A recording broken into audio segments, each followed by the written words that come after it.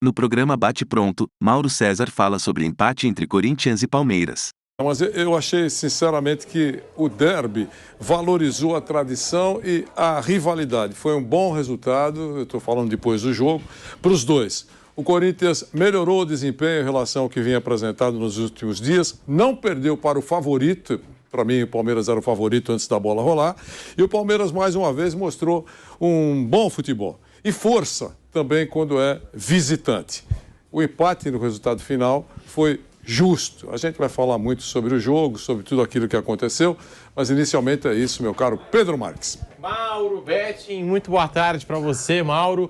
E aí, a sua análise desse empate em Itaquera, tudo igual, Corinthians 2, Palmeiras 2. E no final das contas, o empate ficou melhor para quem? Para o Corinthians, para o Palmeiras? Boa tarde, Mauro Betting. Boa tarde, Pedrão. Boa tarde, Mauro. Boa tarde, Vanderlei. Boa tarde, Jovem Pan. O Inter foi justo, né? Foi um ótimo clássico. Foi o melhor possível, até pela chuva muito pesada ontem na Neoquímica Arena. Foi um placar que eu até esperava. O meu palpite do bolão dessa vez eu acertei 2-2. Você pode discutir arbitragem, vamos falar sobre isso. Pode discutir escolhas, inclusive as más escolhas, entendo, do Abel no segundo tempo. Você pode discutir a escolha inicial ousada e que deu certo do Lázaro também, mas eu acho que foi um daqueles jogos que dificilmente é pesada a discussão de arbitragem, eu acho até menos discutível, e vamos falar já já. Para mim foi um resultado justíssimo. O Corinthians começou melhor, fez 1-0, o Palmeiras demorou a se acertar. Quando se acertou, o Corinthians estava melhor. Quando o Palmeiras empatou, o Palmeiras voltou melhor na segunda etapa, fez 2-1, poderia ter ampliado.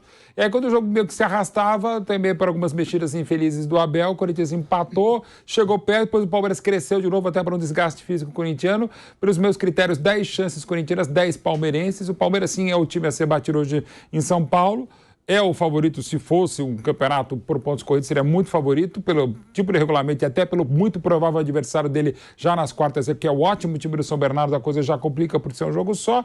E acho que no frigir das bolas foi um resultado justíssimo. 2-2, o melhor clássico do Paulistão. Eu sei que não tivemos grandes jogos assim no campeonato, mas foi muito bom, inclusive pela chuva pesadíssima em Itaquera. Estava um negócio impressionante, inclusive na primeira etapa você também estava lá. Quando o vento muito forte, pra você ter uma ideia, a viatura onde eu estava foi amassada pelo vento no estacionamento, que grades de ferro foram jogar para cima do carro no primeiro tempo. E nesse primeiro tempo muita gente acabou saindo dos lugares ali na tribuna oeste de Itaquera, porque estava aquela chuva de frente, na cabine onde estava, a chuva estava chegando, de uma hora que você só via pelo monitor da televisão, não pelo estádio mesmo, que estava complicado ver. E mesmo assim o gramado aguentou muito bem, como normalmente aguenta na Neoquímica Arena, e foi um jogo muito legal, muito bom, nuances e tal. O trabalho do Lázaro é legal, é consistente, o Corinthians vai evoluir e o Palmeiras segue muito firme e muito forte. A grande vantagem desse Palmeiras do Abel é que joga no Allianz Parque ou joga fora, joga bem. E quando não joga bem, consegue ótimos resultados. E vai ser sempre um bom resultado empatar com o Corinthians e Itaquera. E agora, para o time do Lázaro, e não só do Lázaro, mas dos últimos anos do Corinthians, o Timão precisa jogar fora de casa, como joga muito bem na Neoquímica Arena. O Corinthians, que era muito criticado na última temporada por sumir nos clássicos, não ter aquele desempenho satisfatório. E já começou a temporada bem. Venceu o São Paulo no Morumbi e agora empatou com o Palmeiras na Neoquímica Arena. O Palmeiras que já joga junto há mais tempo, tem um trabalho mais consolidado. O Fernando Lázaro, por sua vez, está chegando agora no Corinthians, está arrumando a casa. E aí, Mauro César Pereira, muito boa tarde. A sua análise desse jogo, o empate entre Palmeiras e Corinthians. Te surpreendeu, Mauro, o futebol apresentado pelas duas equipes ontem? Boa tarde. Boa tarde, Pedro, companheiros. Eu acho que foi um bom jogo, eu não diria que surpreendeu, né? Mas acho que mostra que os campeonatos estaduais vivem dos clássicos, né? Não fosse os clássicos, seria muito difícil aturar. Mas quando você tem um encontro de duas equipes mais importantes, com mais torcida, com mais rivalidade, etc., você acaba sendo presenteado com um bom jogo, eventualmente. Foi o que aconteceu, né? Acho que, olhando, por exemplo, as atuações do Corinthians, com algumas mexidas aqui e ali, mas nos dois jogos anteriores e dessa vez, é óbvio que o adversário, no caso, o Palmeiras, mobiliza, muda o comportamento de uma equipe, é natural. Você tem vários jogos contra times que não são tão desafiadores, acaba até se embananando eventualmente em um ou outro desses times, desses adversários, mas quando chega o jogo que tem uma relevância maior, não para classificação, os dois vão classificar, vão seguir, vão fazer mata-mata e tal. Não sei se entre eles, mas enfim, talvez até entre eles, mas é um jogo esperado, porque você está lidando com partidas que não são tão desafiadoras. Quando bate de frente com o rival, vale para os dois lados, evidentemente. E acho que o Corinthians fez um jogo... O Palmeiras não surpreende nada, acho que é o comportamento que se espera do time. E o Corinthians mostrou ontem, acho que um bom futebol, O fato do Everton ter sido talvez o melhor homem em campo, cada um vai ter opinião, elegeram Renato Augusto, eu acho que foi o goleiro do Palmeiras, que é ótimo. Acho que evidencia aí que o Corinthians, de fato, conseguiu agredir, teve momentos que pressionou o Palmeiras no seu campo, conseguiu colocar o Palmeiras ali contra as cordas, o que não é uma tarefa muito simples. E do lado do Palmeiras, eu acho que nesse jogo, até pela maneira como o Corinthians criou situações, e mesmo o time não tendo feito uma boa partida, é nessas partidas que você vai perceber a questão do elenco do Palmeiras, das duas baixas que eu tenho falado aqui sempre, que ninguém perde impunemente. O Gustavo Scarpa, melhor jogador do brasileiro, e o Danilo, um dos melhores meio-campistas jovens aí do nosso futebol nas últimas 2 ou 3 temporadas. Então, isso custa caro. Nos jogos contra os menores, não se percebe tanto. Mas num confronto maior, isso acaba ficando evidente. Ou seja, o Palmeiras se ressente realmente de mais material humano para substituições, trocas. Você tem um desnível que se acentua com essas duas baixas que o Palmeiras sofreu no final da última temporada. Deixe seu like aqui no canal do YouTube Jovem Pan Esportes. Só está começando o bate-pronto da Jovem Pan nesta sexta-feira.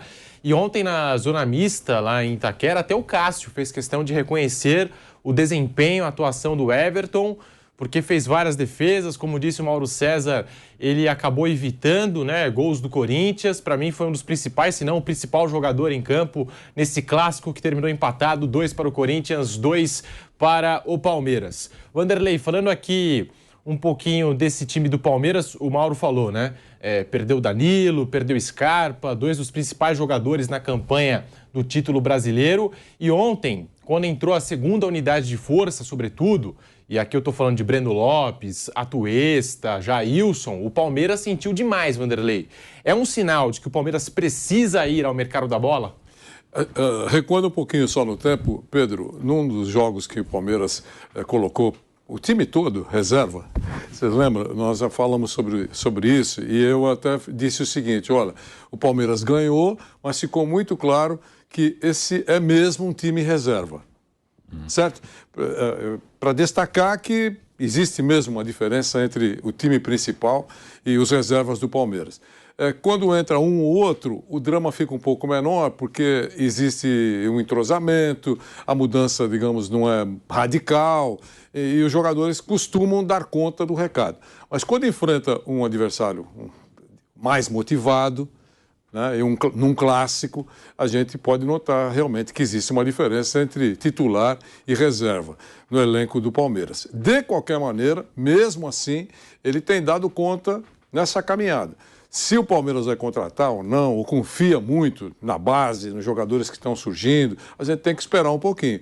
Mas é verdade, os jogadores que saíram eram muito importantes e eu sempre destaco que é melhor do que o estrago é menor. É melhor não contratar do que contratar errado. Quer dizer, saíram jogadores importantes, você sai loucamente no mercado aí para tentar substituir por outros 2, eu entendo.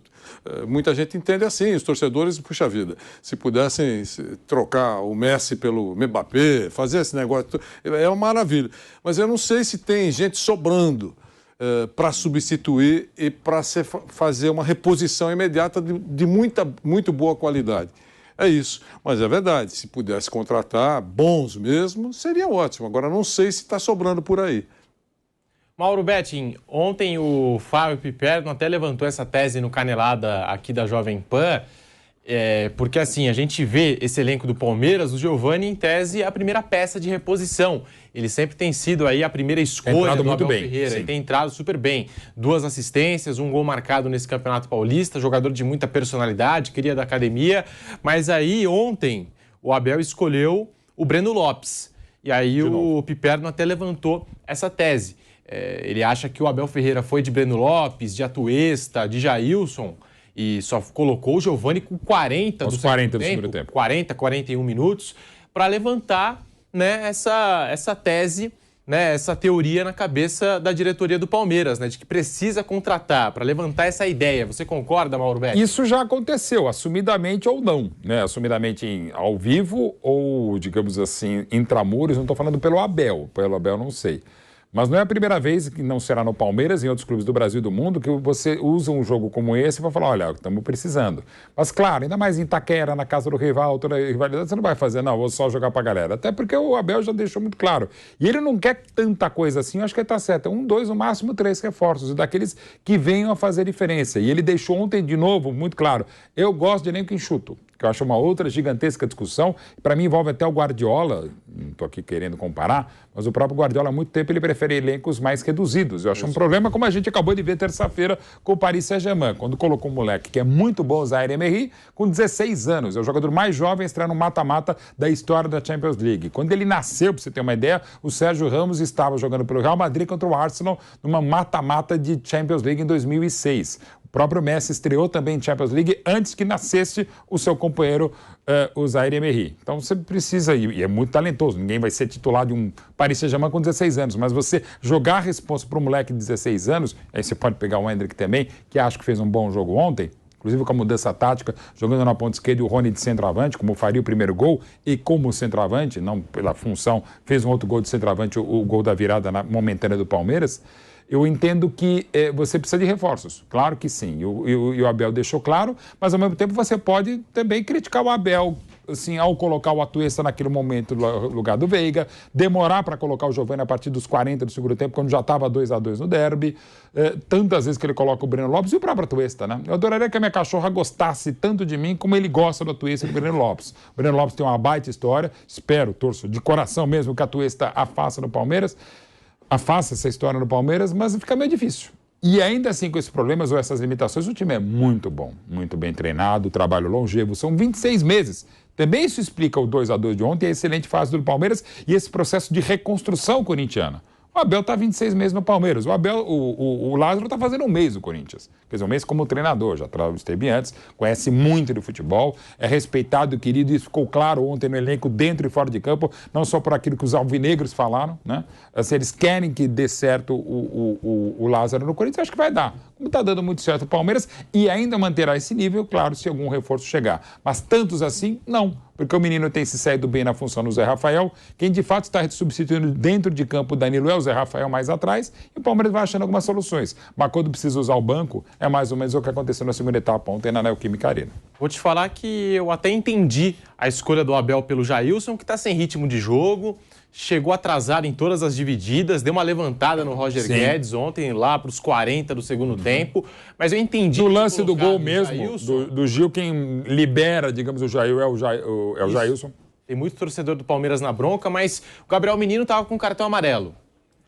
O Gabriel Menino naquele momento tinha que sair. Na pressão. Então, assim, ele olhou para o banco, ele viu a única alternativa que era o Jailson, de volante mesmo ali para fazer aquela função, e foi de Jailson. Só que eu acho que ele deveria ter colocado o Giovani primeiro no jogo, né? Também Poderia concordo. ter colocado o Giovani e não o Breno Lopes. Aí fica a pergunta para vocês. Mauro César Pereira, Vanderlei, Mauro Betting, Flávio Prado. Ô, Mauro, falando desse resultado da atuação, Mauro César, quem saiu, digamos assim, com mais moral desse clássico? O Corinthians, que conseguiu fazer uma boa atuação contra um trabalho mais consolidado, que é o do Palmeiras, ou o Palmeiras pela força mental, porque saiu atrás no placar, conseguiu a virada, é claro que você deu um empate, mas ainda assim o Palmeiras segue sendo o único time invicto do Campeonato Paulista. Então, quem saiu melhor nesse aspecto, Mauro César?